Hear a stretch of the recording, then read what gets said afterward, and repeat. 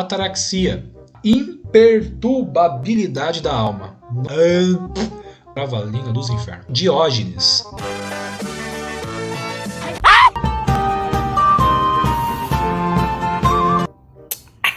Pícoro. Tchaca, tchaca na buchaca. E é nesse momento que os alunos estão tipo... Sexo.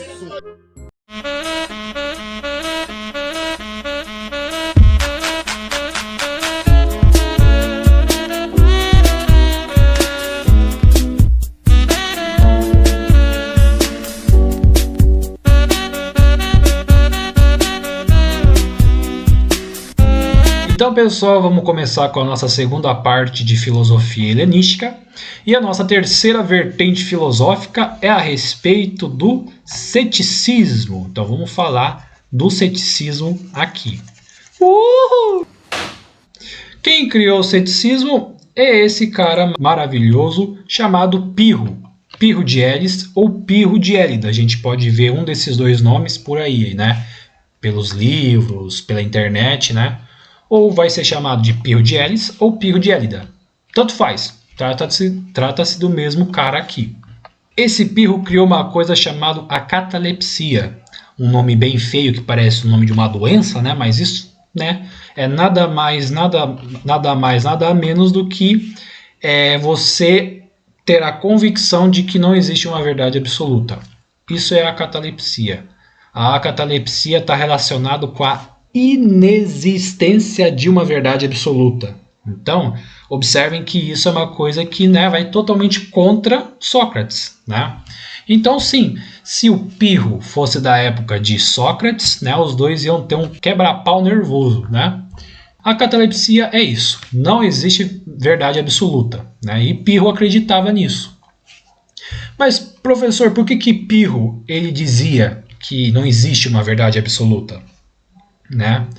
Basicamente por dois motivos. Primeiro, Pirro também acreditava que a gente não conseguia ter acesso à essência das coisas, né?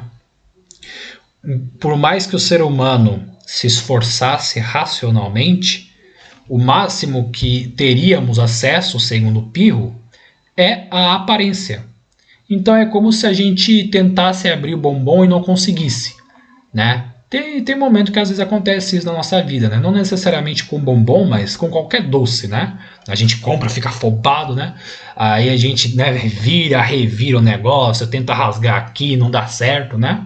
Aí tem um momento que a gente fica putaço da vida e, né, tira no dente assim, arranca tudo, e aí a gente consegue comer o bendito do doce, né?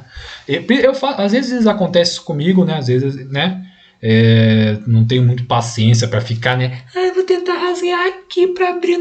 Não, eu sou um negócio bruto, tá ligado? Né? Abriu.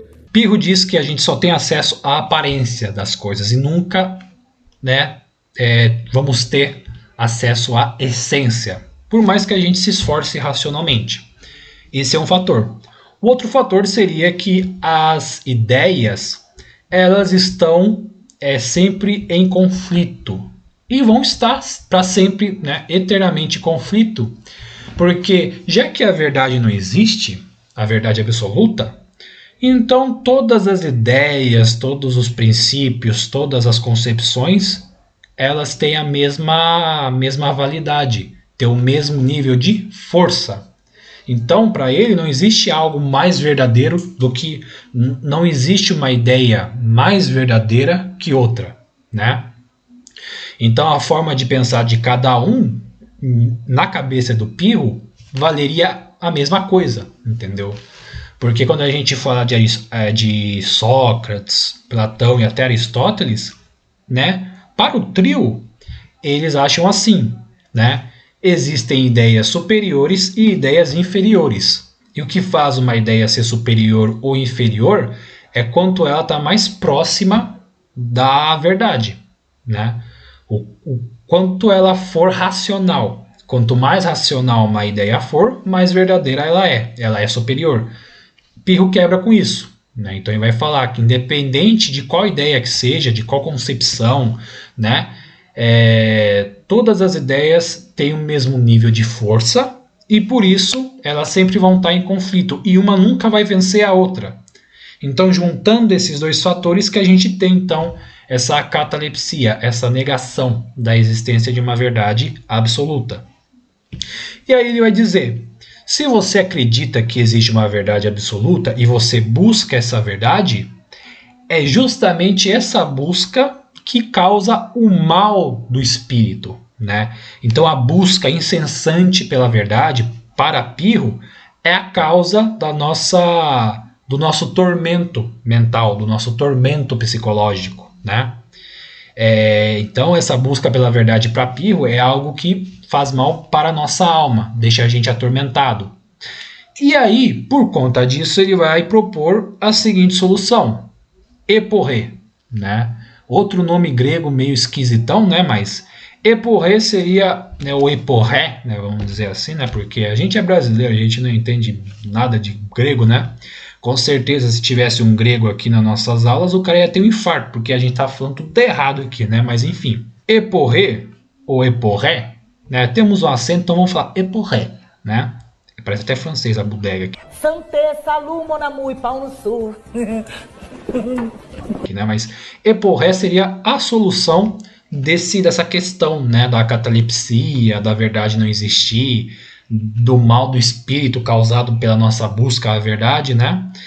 Então, para Pirro, para a gente alcançar a ataraxia, né, a paz de espírito, é a gente buscar então esse eporré, que seria a suspensão do nosso juízo, ou seja, a gente não ter a preocupação de ficar julgando as coisas, pensar quem está certo, quem está errado, direita ou esquerda, criacionismo ou evolucionismo, A ou B, 0 ou 1, né? A gente ficar nessa divisão, né?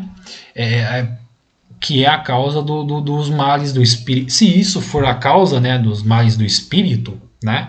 Então vamos simplesmente, né, não ligar para quem está certo ou para quem está errado, porque afinal, na cabeça do Pirro, ambas as coisas têm a mesma validade, então para que você ficar querendo saber quem está certo ou quem está errado? Né? Então, desculpa o termo, não é mais. É meio que você tacar foda-se para tudo. Né? Basicamente, isso é o eporré. Certo? Então, Pirro vai te propor isso. Não ligue, não se importe, taque o foda-se para tudo, né? E tacando foda-se você vai alcançar a ataraxia. E essa questão do eporré está bem representado neste meme aqui, né? Aquela coisa que eu falei. Eis que você simplesmente é o Pirro. Evolução? Criacionismo? Esquerda? Direita? Ah, que se dane. Eu quero relaxar. Então, basicamente, esse meme resume tudo que a gente discutiu até agora.